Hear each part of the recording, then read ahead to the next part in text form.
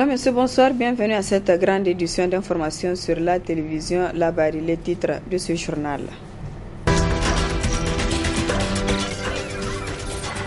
À quelques jours du Ramadan, sur les différents marchés de la capitale, les produits de première nécessité connaissent déjà une hausse des prix.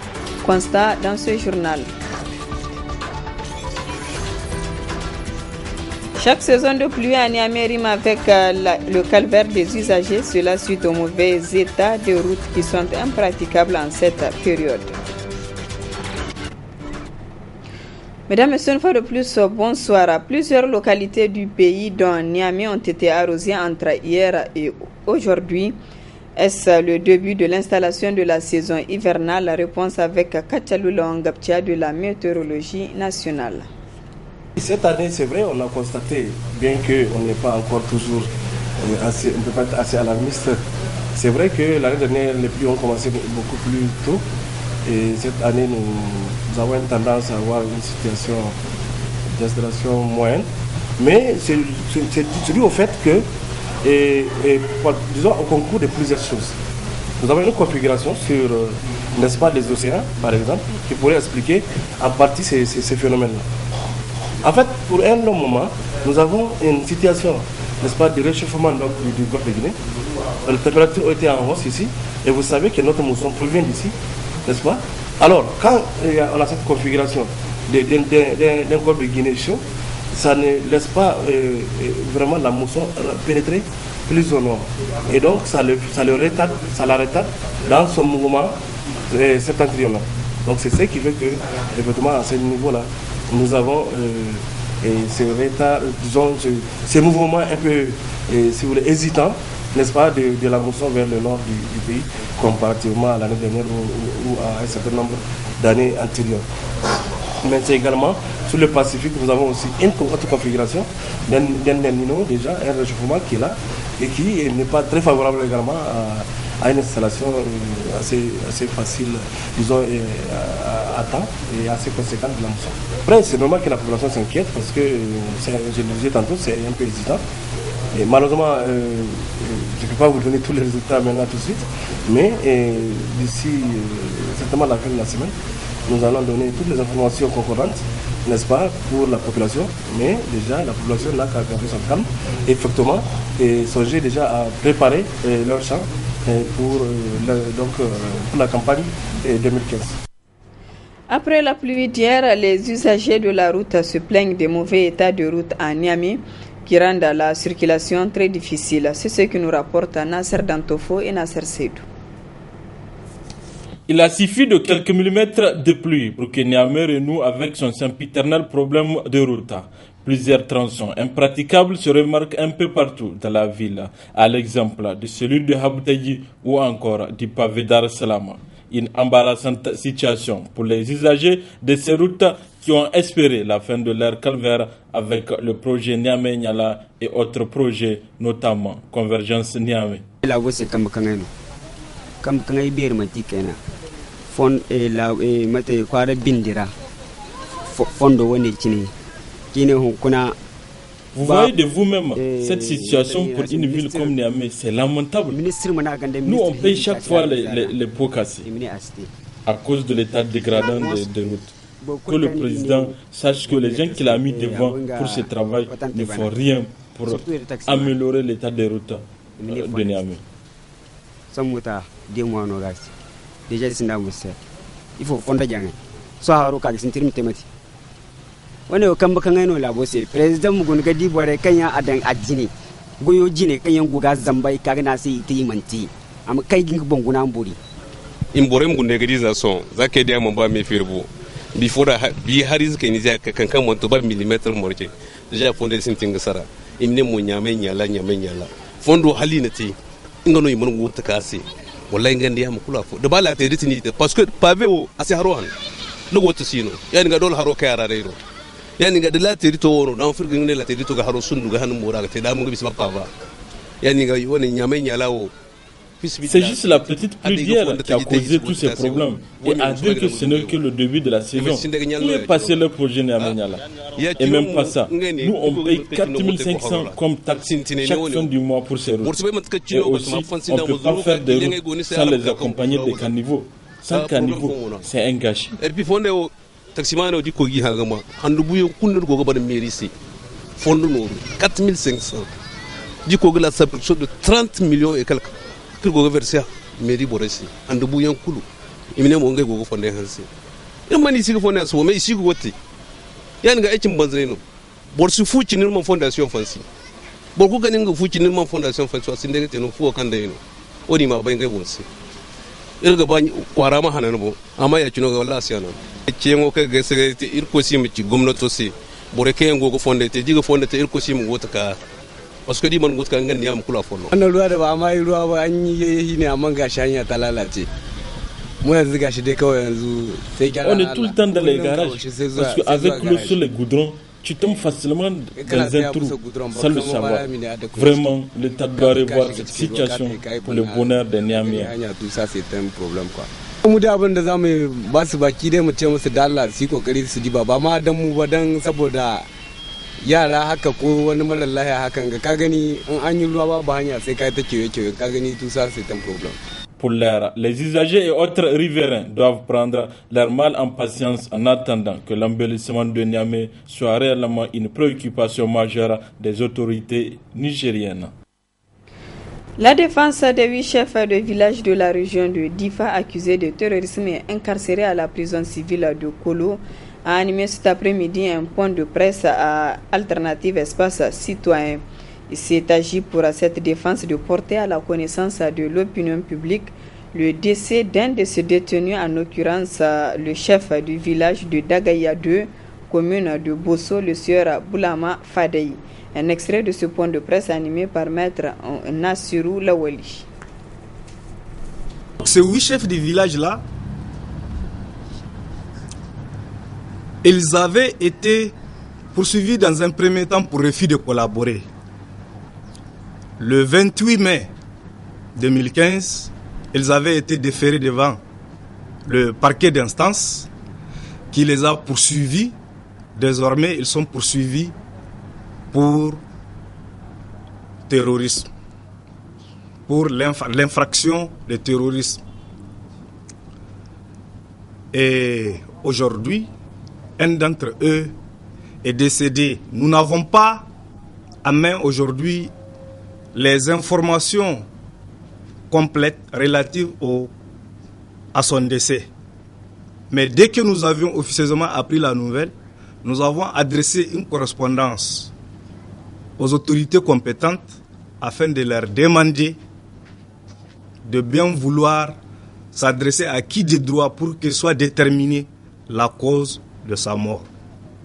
Je rappelle que celui qui a rendu l'âme aujourd'hui a déjà perdu sa propre maman qui a rendu l'âme suite à son incarcération. Et jusqu'à son décès, lui-même n'a pu être au courant du décès de sa propre maman. Et après l'entretien que nous venons d'avoir avec ce co-inculpé, nous nous sommes rendus compte qu'ils sont détenus dans des conditions tout à fait acceptables comme les autres, mais ils souffrent d'abandon. Pourquoi est-ce qu'ils sont abandonnés? Parce que la psychose créée autour de la gestion de cette affaire, les arrestations massives autour de cette question font que vos propres frères, vos propres parents, ils hésitent, ils rechignent à vous rendre visite et même être à votre chevet lorsque vous êtes malade par crainte, soit même d'être indexé, de collaborer avec la nébuleuse terroriste. Donc aujourd'hui, le plus grand mal, la plus grande souffrance qui leur est infligée, c'est l'isolement et l'abandon par leur propre famille. Notre client qui est décédé aujourd'hui, d'après l'entretien que nous venons d'avoir avec ce co-inculpé, a souffert pendant presque une semaine, précisément pendant 6 jours à Kolo, sans qu'aucun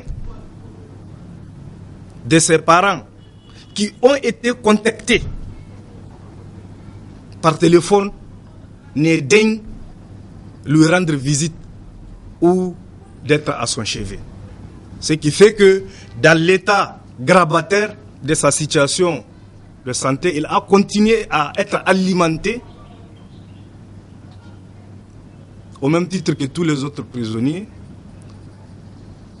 Et au 6e jour, nous ont-ils précisé, il a été évacué sur Niamey où il a rendu l'âme finalement 48 heures après. À l'approche du mois béni de Ramadan, les prix de certains produits de première nécessité connaissent une hausse vertigineuse sur les différents marchés de la capitale. C'est du moins le constat de nos reporters Nafisa Adamou et Nasser Seydou. Au Niger, l'avènement du mois sacré de Ramadan rime en général avec une hausse de produits de grande consommation.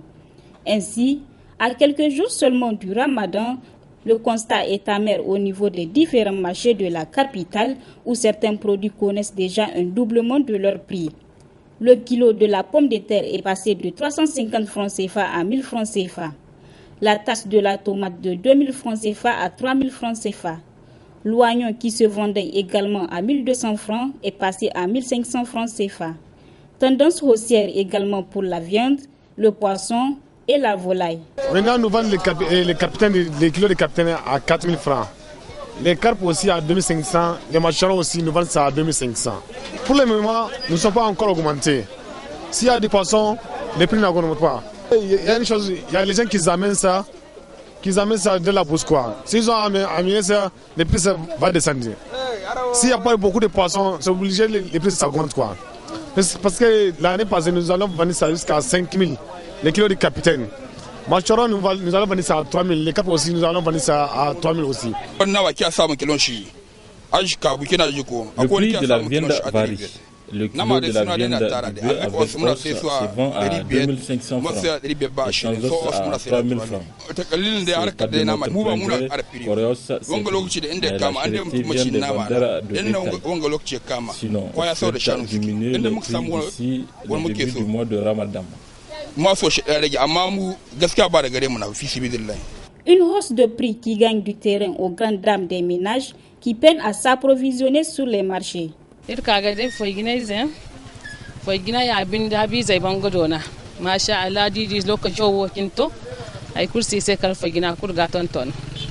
suis là pour acheter des condiments. C'est une habitude pour les commerçants de rehausser les prix. On me dit que le kilo de la pomme de terre est à 1000 francs maintenant, alors qu'avant on pouvait l'avoir à 300 francs. Vraiment, ce qu'on souhaite, c'est qu'ils revoient leur prix. À en croire ces commerçants, une hausse moyenne est prévue d'ici le début du mois béni de Ramadan. Ils urgent alors que les autorités compétentes prennent des mesures idoines afin de mettre les consommateurs nigériens à l'abri de certains commerçants véreux. Les compagnies aériennes Niger Airways et Qatar Airways ont paraphé plusieurs accords de partenariat, notamment le mémorandum d'entente et de partage de codes. C'est entre autres résultats de la rencontre entre les autorités aéroportuaires du Niger et du Qatar. Suivez plutôt. Du 1er au 2 juin 2015, s'est tenue au Qatar dans la ville de Doha une rencontre entre les autorités aéronautiques du Niger et celles du Qatar. Une délégation nigérienne conduite par Seydou Yaye, directeur général de l'ANAC Niger.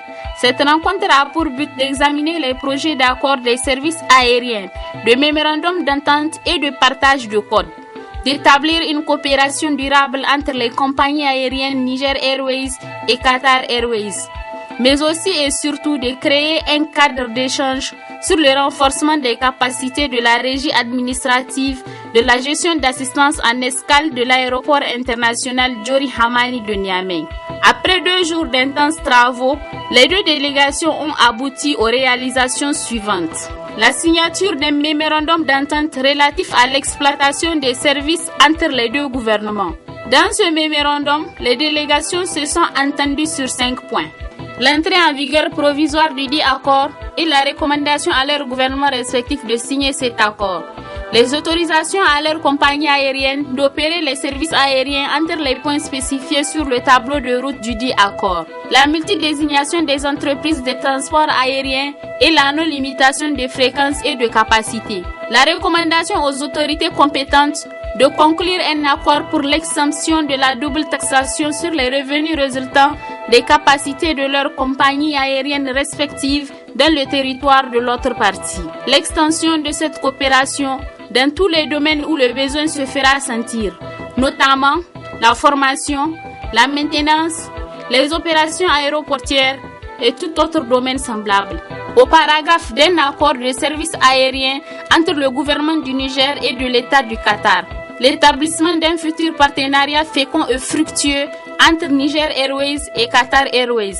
Ce dernier a émis le vœu de faire une étude de rentabilité sur la desserte directe de Niamey ou indirecte en provenance des autres pays africains. S'agissant du renforcement des capacités de la régie administrative chargée de l'assistance en escale du Niger, une visite des installations de Qatar Airways ainsi qu'une séance de travail ont été programmées le 3 juin 2015 au profit du superviseur général de la dite régie. La rencontre s'est achevée sur une note de satisfaction générale.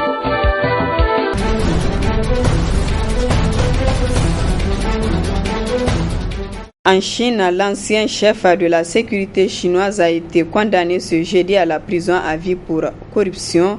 Il est aujourd'hui le plus haut personnage du régime chinois à avoir été condamné ainsi par la justice depuis 40 ans. Signe sans aucun doute de la volonté du président chinois d'assainir l'administration. C'est par la télévision chinoise que le pays apprend la condamnation à la prison à vie de Zhu Yongkang, ancien chef de la sécurité.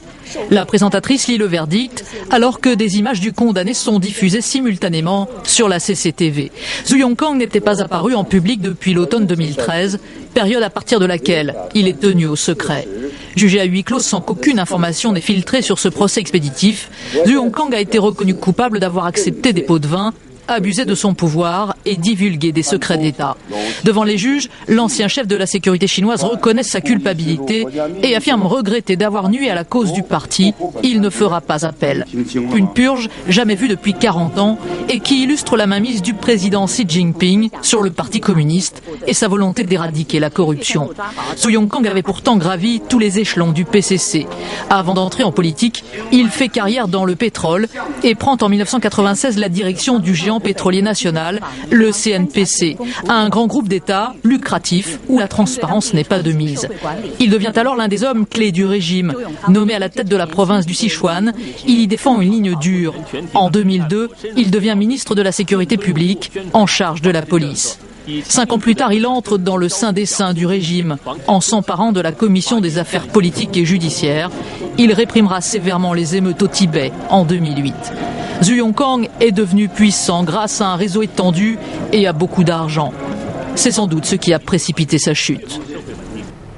Voilà, mesdames, messieurs, ici s'achève ce journal. Merci à vous de l'avoir suivi.